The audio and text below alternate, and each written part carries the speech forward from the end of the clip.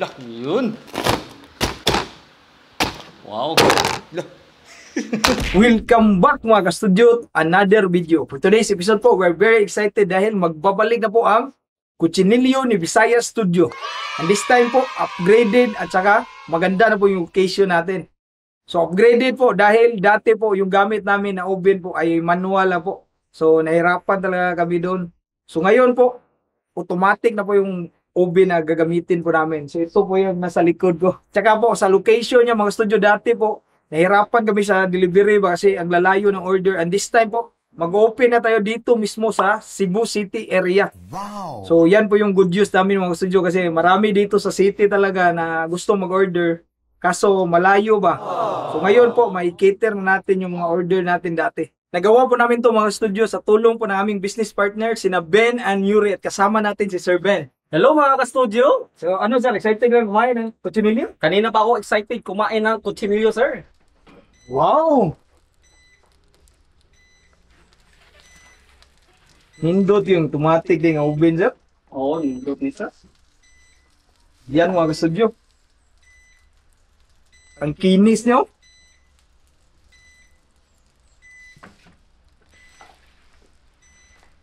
Yan. Tingnan natin kung talagang crispy ito siya. So yan, nagtuktok sir. Tingnan. Hala. Tagbunong ulan yun. Crispy. Crispy talaga, sir. Oo. Ano pala yung torch, sir? Hala, talagang malinis yung kutsinilyo sir. Oo. Saan talaga pag malinis, sir? Walang balibo ba. So far, ganda naman pagkalinis natin. Wala na masyadong kuhan ba. Galing ang bilo yung kutsinilyo natin, sir. Yan.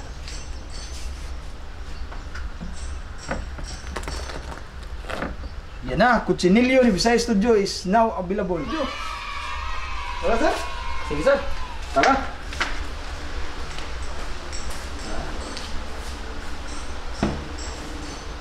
Ito na po, imumukbang na po namin ang Kutsinilyo ni Visayas Studio. Kasama ko once again si Sir Ben from Ben and Yuri. Hello mga ka-studio. So tara, hindi natin ito patatagalin para maabutan natin na talagang crispy. Crispy pa yung balat. Yes.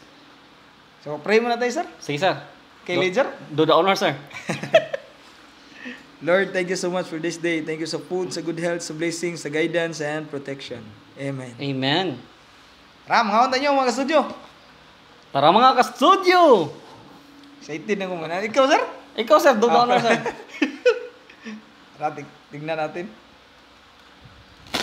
Lah, Yun. grabe sir. Nabuak kita sir. Lah. Crispy. Wow. Lah. sorry sir. Okay. Okay na sir? Yan. So yan mga ka-studio, sobrang crispy po siya. Mga buak gid siya ba? Hindi ko ano? Grabe yung ano, sir. Crispy, sir. Mafe-feel mo talaga yung ano. Crispy sa panit. So tara sir. Sige, sir. Okay, una sir. Ana sir, dako na sir lah. Yun, no. Sir, try mo ni sir. Oh, Yan. thank you sir. Try ko speaker, sir. Ah. Iyay. Sige. Cheers sir. Cheers! Kain po tayo.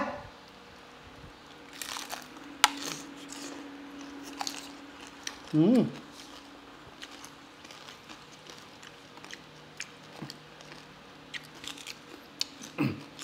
Try natin sa sausawan, sir. Ano gusto mo? Tikman ko yung ano, sir. Grabe, ang lambot. Grabe, ang lambot. Mainit pa, oh. Huh! Sa sasawa no.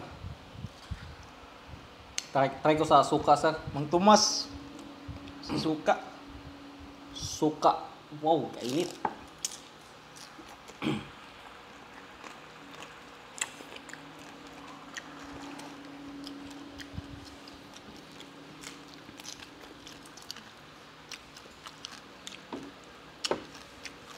Iba talaga pag kutsinilyo, sir. Sa lechon. Grabe sir.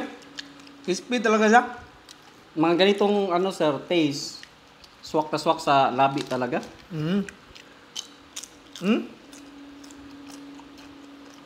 Grabe, ang lambot mga studio. Yung kuha niya, yung pagka-crispy niya, Dahil manipis pa yung balat niya ba dahil kuan pa siya, ang bata pa. Mm. Parang kuan siya ba? Manipis na crispy. Parang Tapos nababasag. nagpo-produce pa din siya ng ano, yung tamis, no? Oo. Yung flavor niya, sir. Tingnan niyo po gano'ng kalambot oh. Oh, ang juicy pa niya sa ilalim ba?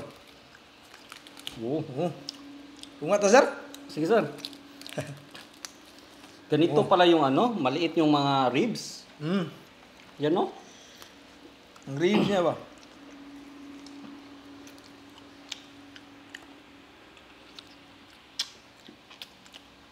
Nanukot yung ano, lasa, sir. Hmm? Kahit walang sausawan, sir, masarap talaga yan. Oo, kahit wala na pong sausawan, pero meron po kaming palibre nito na sausawan po. Merong Mang Tomas, tsaka yung suka po na business nila ni Sir Ben. Yes, gawa namin locally.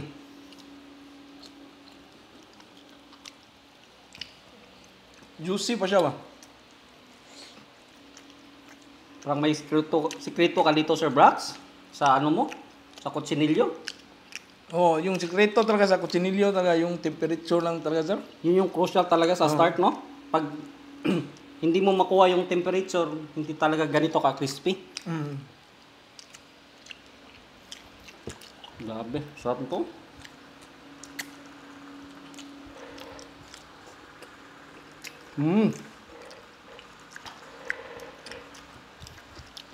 Tsaka yung kagandahan dito sa kutsinilyo talaga kasi hindi siya nakakaumay ba? Yun yung isang reason, sir, na masarap talaga yung kutsinilyo. Oo, kasi kuhan ba, kanang bata pa siya ba, wala pa siya masyadong taba. Mga ganitong ano, sir, balat, kahit saan na parte, crispy talaga. Oh, kahit saan. Kahit dito, crispy din. Tikman natin dito sa puwet, sir, kung matikman ba natin yung sarap.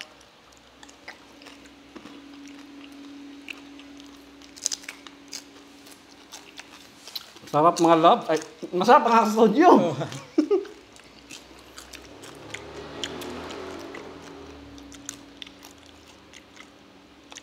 Masarap talaga yung kuhan ba, bata pa ng kuhan ba. Iba talaga yung Lasa niya ba? lasa, no? Pag bata pa yung ano, biik. Gusto mo, try, sir? Yung suka. Ganun to sir? Yan, no? Gusto ko rin matikman pag ano. Grabe, ang lambot nito.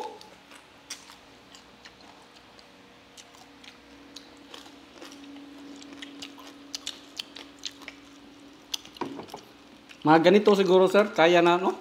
Kaya ubusin natin. Pero malaki din siya. Kahit maliit siya, ano din? Madami din makain Madami nito, din. Good for ilang person, sir. Mga ganitong ano, makakain. Depende kasi, pero sa tingin ko 6 to 8 talaga makakain ito. Laki talaga ng ano. Mura din, sir, kaysa lechon talaga. Oo. Sa gustong mag-order nito mga studio, i-message nyo lang ang page ng Kutsinilyo ni Bisaya Studio. Start na ba tayo na mag-accept ng orders nito, sir?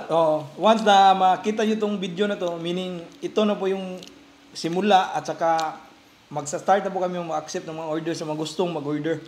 Yung maganda, sir, kasi nasa city area tayo ngayon. Oo. Tapos, Kung nandito kayo sa city area, pwede kayo mag-order, hindi na tayo mahirapan sa delivery. delivery. Tapos, mura din yung delivery natin, sir. Oh, mas kasi mura nandito na. kumpara dati. Dati kasi malayo, no? Yung ano Layo dati. yung dati, Cordoba kami. Kasi yung Cordoba, ano din, malayo sa city area.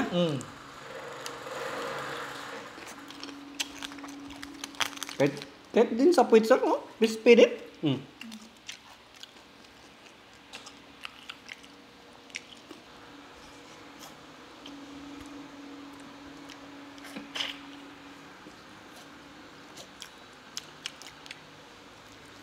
Kahit yung bones, sarap to the bones talaga, sir. Oo. Kahit ano, nanuot sa bones.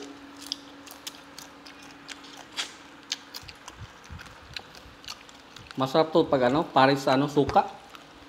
Yung ribs niya, maliliit lang pero sulit.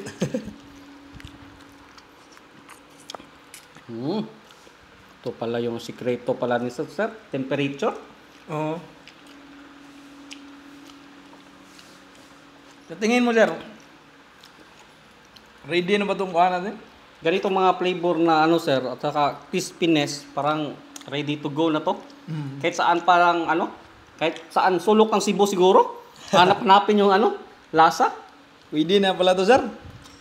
pwede na. So yung gustong mag-order dito sa Cebu area or Cebu City, pwede na kayo mag-message sa page Cochinillo ni Bisaya Studio. Oh. Kasi makakita na talaga tayo dito sa Cebu, sir. Kasi malapit lang yung mga area dito sa city. Tapos, yung maganda pa din, yung maganda is, yung mga taga Cebu, mahilig sa, lechon. Lechon, oh. Hindi pa nila try yung kutsinilyo talaga. Madami pa, sir. Madami pang hindi kilala yung kutsinilyo. Mm.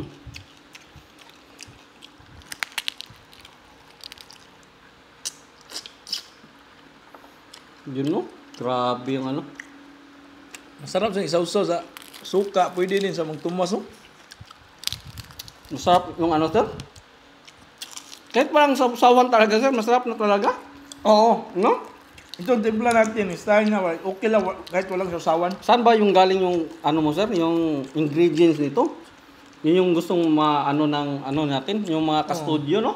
Ako lang po yung nagtimpla nito mga studio. Tapos, yung mga paborito ko ng mga spices ba kasi Hinalo mo lang. hinalo ko lang. Tapos, siyempre, parang karoon ng mga testing yan. Ilang beses din na-test bago namin na-approve. Na-approve. Oo, at Ngayon, saka- ito na talaga yung final. At saka pinatikim namin sa mga tao. Super nagustuhan naman nila. Yung dati kasi nung nag-open kami, sir, madami yung nag-order, madami din yung nakagusto sa kuhan. So, nag-repeat orders talaga sila. Kaya hindi na namin binago kasi malaki yung percentage ba na kuhan mo. Same pa rin yung ano. Kasi gusto nila yung ganun na lasa. Oo. Kasi parang kuhan kasi yung lasa niya ba, yung For sure nito, sir, yung mga nag-order nito, nag-aantay na. Oo. Kasi nag-close, di ba? Hindi, ang tawag doon? temporary close dahil sa Temporary close. bagyo ba. Oo. Tapos ngayon, we're here mga ka-studio. Magbabalik na po ang Kutsinilyo ni Bisaya Studio. Walang harong biro, sir. Masarap. Masarap talaga. So, kitang-kita naman yung yung lechon, yung kutsinilyo. Oh, Juicy pa, sir. juicy yung sa loob. Kung makikita nyo mga ka-studio, grabe. Oh, grabe yung no? Ginawa talaga namin na juicy siya at saka malambot. So yung kuha natin dito, crispy, malambot, at saka way baho. Ang siya Oh. walang langsa. Walang langsa. Oh, mayroon pa pala din pipino, sir. Nakalimutan natin siya sa... So, sobrang sarap ng Yan, no? Yan. Kalimutan na dito tayo palagi kumukuha ba. Hindi mo talaga maiwasan sir, kasi ang sarap ng Tapos maten ka sa crispy niya, sa balat.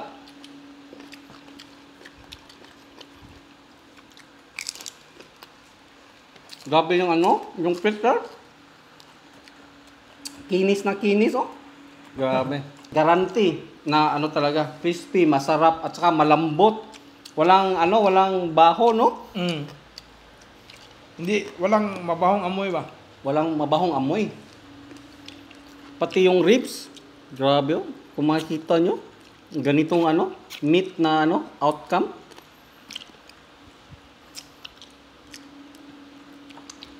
Yes. Magpapasalamat pala ako sa kasama ko ngayon si Sir Ben from Ben and Yuri. Maraming salamat, sir. Thank you, sir. Thank you mga ka-studio, at saka thank you, Sir Brax, kasi na-invite kami dito sa Cochinillo ni Bisaya Studio. Opo. So, sa lahat po ng gustong mag-order nito, available na po ito at pwede na po kayo makapag-order sa Cochinillo ni Bisaya Studio FB page. Yes. At sana mga taga Cebu, mga taga Cebuano, ito na talaga yung hinintay nyo na flavor. Ito na talaga yung hinintay nyo na lasa sa kutsinilyo. Oo. Sa lahat pala ng gustong magpa-book, pwede na po kayong mag-advance order po. Hindi kayong magsawa talaga sa taste ng kutsinilyo ni Bisaya Studio kasi hindi makakaumay. Oo. Kasi hindi sa mataba nga ba? Yung baboy bata pa lang. Tapos crispy din, sir. At saka malambot. Yun yung gusto ng mga taga Cebuano siguro. So ayun mga gusto sana po nag-enjoy kayo sa kainan namin ngayon ni Sir Ben. Bye for now. Kita-kits po tayo sa sunod na mukbang. Bye, Bye. mga ka-studio!